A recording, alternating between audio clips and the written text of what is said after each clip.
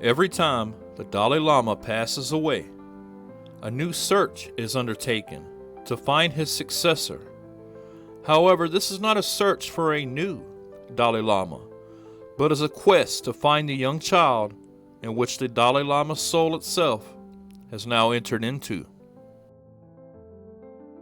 This is done through bringing along childhood toys that the previous Lama had enjoyed playing with as a child, and as they find the correct young one in which his soul has now entered, they know because the toddler will express interest in these toys.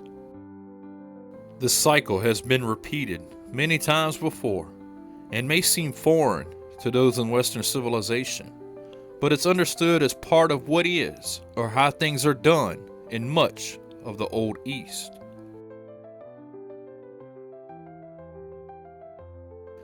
With the advent of Roman Catholicism and Christianity itself, the idea of a soul reincarnating into a new birthed body was all but erased from history, as the religion left no room for a soul being reborn this way. The religion frowned upon this, and many different civilizations that held this old ancient belief were all but exterminated, as the religion preached that each soul got one chance to get it right or face eternal damnation. However, as time has ticked on, and newer generations first learn how to read, and then eventually, as in recent historical contexts, have had more data to access, now the stranglehold that the religion once had upon those wary sinners has waned.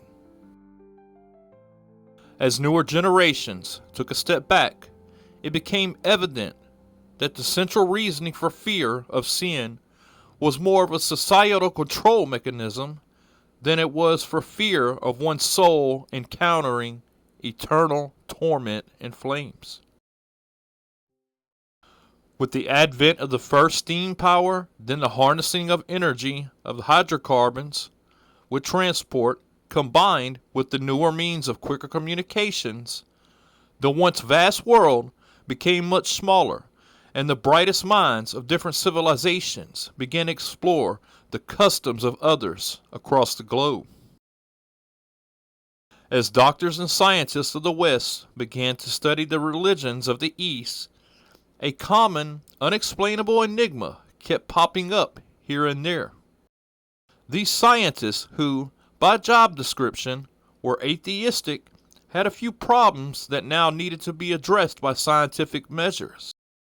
The idea of reincarnation itself seemed ludicrous enough, but if it were to be found to be true, then this would turn all closely held beliefs about the human body on its head. As for in biological processes and science, there is no room for a human soul. Yet all throughout the countries of the world, where Abrahamic religions had not taken root, there were clear examples of children who remembered life experiences that they themselves had yet to physically experience. In 1926, in Delhi, India, a child was born that would later become of interest to science. Shanti Devi was just a normal little girl until the 1930s, when she started having memories that weren't from her young experiences. She started telling her parents and school teachers that she was married before, and that she even had a son, and that she lived in the city of Mathura. She told her parents and teachers the exact address of her previous life, and one of the teachers, who was very interested in it, decided to write a letter to the address that young Shanti had told her of. The teachers and parents were quite shocked when a man at that exact address replied and said that he had lost his young wife, Ludki Davi, just a few years ago after giving birth to their young son. Word eventually made it to Gandhi, who, intrigued, set up a commission to investigate this story. Shanti described to the researchers what her neighborhood and house looked like, and this was then immediately confirmed. Researchers took the young girl to her claimed previous address, and upon entering, with much of the extended family present, Shante recognized her husband, sister, and even her son from this previous life, as astonishingly to the researchers, she not only knew them by name, but gave vivid, intimate details about the family, which confirmed to all present that Shante Levy was indeed Lutki Davi, reincarnated. Carol Bowman was a normal, typical American mom and was enjoying a 4th of July evening with her family and a young 5-year-old son named Chase. She then noticed that the larger fireworks were scaring her son when they exploded. She comforted her young son and just brushed off the incident. Several weeks later, at an indoor swimming pool, again, a loud noise made her son extremely agitated and scared. This is when Carol became concerned. At home, she decided to reach out to a psychotherapist friend of hers named Norm, who suggested they meet up and do an experiment. As Chase sat upon Norm's lap, Norm asked him what was bothering him when loud noises occurred. The following is an interview Carol did on Art Bell's radio show in the 1990s. At that moment? 5. 5, okay, thank you. Go ahead. And he went on to describe in vivid detail his experience on a battlefield as a soldier, Wow. with the emotions appropriate for an adult who would have been there, not a glorified version that he may have seen in a movie somewhere. And I also knew in that moment that he had never been exposed to this type of thing before. He was going to a preschool called Rainbow Mountain, and they didn't talk about war. He hadn't seen any war movies. And he went on to describe himself in this battle. He said he was scared, confused, he missed his family. These were things that were coming out of a 5-year-old. Yeah, that's battle, all right. Yeah, and then he said he was shot in his wrist. And they took him to a hospital, but it wasn't like a regular hospital. He said there weren't beds there, there were hard benches, and it looked kind of like a tent. He said there were big poles in the ground with some material covering it. And he said, they took me out of battle after I was shot, and they're bandaging my wrist. Holy And smokes. he said, I don't want to be there. Carol, on her own dime, decided to look into the topic of reincarnation and found plenty of examples from people who responded to her website. Although accepted in the Eastern world, anywhere where Western religion had taken root, such as in the U.S., the subject was not only taboo, but most parents who actually had children who were having memories of a past life, they typically would just brush it off as to the imagination of a child.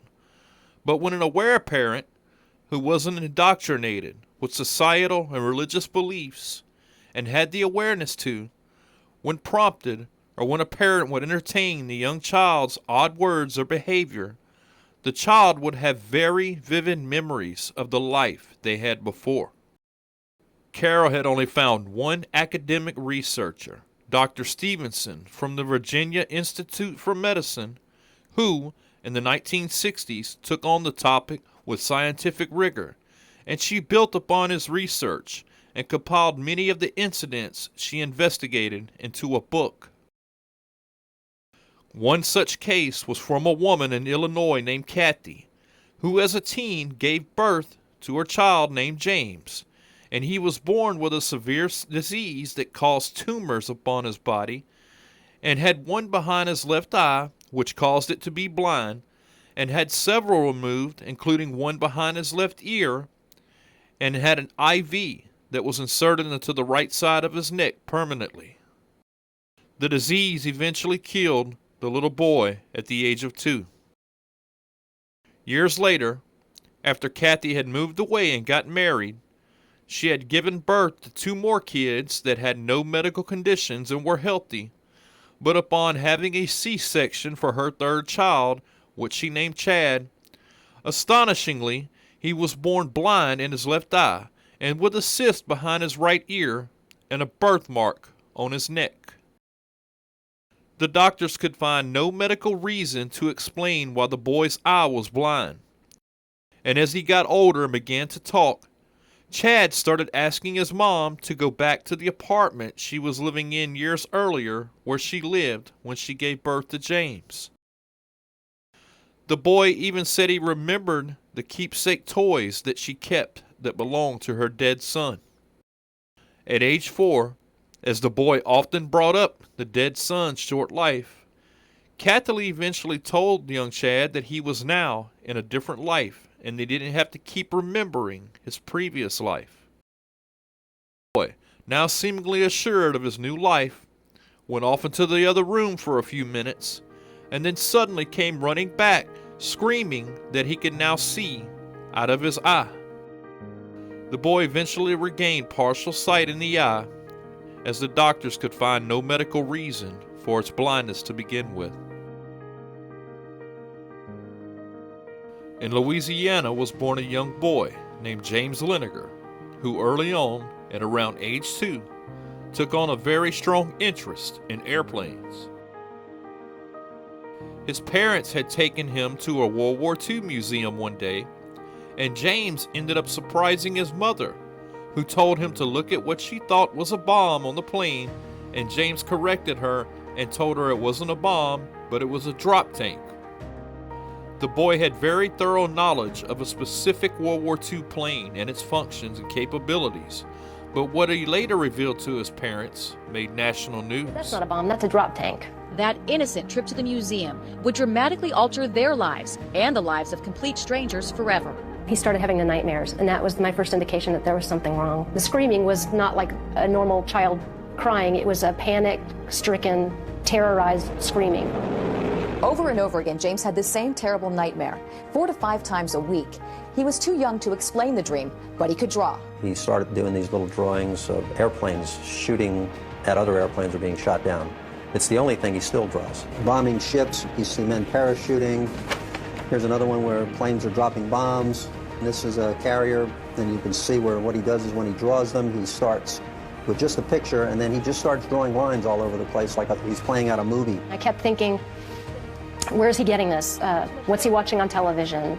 But I was a stay-at-home mom, so I know that there wasn't anything that he was being exposed to. Not exposed to in this life, but perhaps, just maybe, somebody else was. Often the previous life that these young children remembered ended in violence. Decades earlier, another little boy named James grew up in South Bend, Indiana, with the same insatiable fascination with airplanes. He became a fighter pilot for the Navy and shipped off to fight in World War II. March 3, 1945, during a mission near Iwo Jima, he took a direct hit, was declared missing and presumed dead. He would wake up in the middle of the night, he'd be laying on his back, kicking his feet up at the ceiling and screaming. It was almost like if you were laying on your back inside a box and you're trying to kick the lid off the box. When I would wake him up, he would just be crying. He'd say, "Airplane crash on fire, little man can't get out." He said that over and over, night after night. What goes through your mind when your 2-year-old says things like that? It freaked me out. It's like I can see in your face that it's startling and it's frightening. I was alarmed by the frequency of the dreams or nightmares. This was just the beginning. Nothing could prepare Andrea and Bruce Leiniger for what James revealed next. And I remember he laid on his back and he did the same motion like he did in the nightmares. He laid on his back and kicked up at the ceiling and he goes, "Mama, the little man's going like this." And he laid on his back and kicked his feet up. The little man's going, "Ooh, ooh, ooh, ooh, ooh, ooh," can't get out. And I said, "Well, who's the little man, baby?" And he goes, "Me." Where did he take off from a boat? "Do you remember the name of your boat?" He said, "Natoma." Found several thousand hits on the word Natoma. Carol found through her and Dr. Stevens' research that there were many cases where the child recognized people from their previous life, and that it was almost as if closure would happen when the child and these previous acquaintances met. This is what happened when the situation occurred with young James. The USS Natoma Bay launched into battle headed for Iwo Jima in the fight for Lady Gulf. It's the biggest naval battle in the history of the world. Leo Pyatt served on the ship. From his home in Ohio, he organizes the Natoma Bay reunions. That's how Bruce found him. I wanted to disprove it. He asked a few questions about, did I know some of the people? Oh, yeah, I remember those people. And so he got very quiet. It was all real. The people and places James described actually existed. And remember those G.I. Joe dolls that James named? Turns out 3 men with the same names, first and last, served on the Natoma, and were killed in action. James said they greeted him in heaven after his crash. I'd always asked him, do you remember what your name was? And he always said James. But his name is James. Yes, there was a Jim Houston, a rather large shell, just hit him in the engine, and it burst into flames and went down. They showed Leo the drawings. He was right on the nose. I'm sure, in my mind, that he was there. Leo invited James, now 3, to the reunion. James recognized several pilots, even called them by name. Building off the 1960s research by Dr. Stevenson and having hundreds of parents contact her, Carol had started to notice certain patterns in her research. Firstly, with the United States being predominantly Christian in the 1990s, this often led to parents ignoring the remarks of the young children, and as mentioned earlier, they blew it off to a child's imagination. With the large amount of parents that did reach out to Carol, this suggested that a large portion of the young children could remember past lives, but weren't taken into consideration by parents who were raised religiously believing in the one-chance doctrine established 2,000 years ago.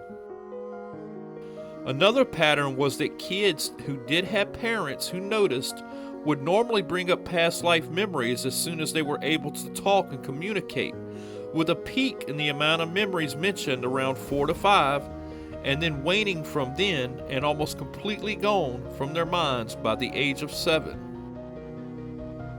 Often the kids' description of past lives could be confirmed by looking for certain families they came from or occurrences and descriptions if long ago and mentioned in the historical documentation.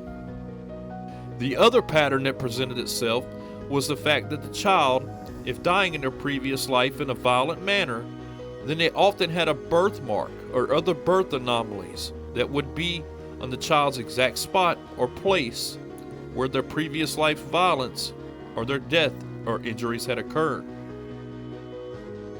Carol's own son had mentioned being wounded in his wrist and visiting a makeshift Civil War area field hospital, which was confirmed by Carol when she researched the contemporary pictures and depictions of the war. Shockingly to her, the child had not only described the field hospital completely accurate, without having ever seen anything related to the Civil War, but the little boy actually had a birthmark directly on the side of his wrist, identical to where he was having memories of being shot at during the Civil War. Hopefully one day parents become aware of and observant of their young children enough to discover if their child is telling them more than just childish ramblings. Even the young ones might be offering up wisdom. That's if one is wise enough to listen. My name is MJ. Thank you for listening.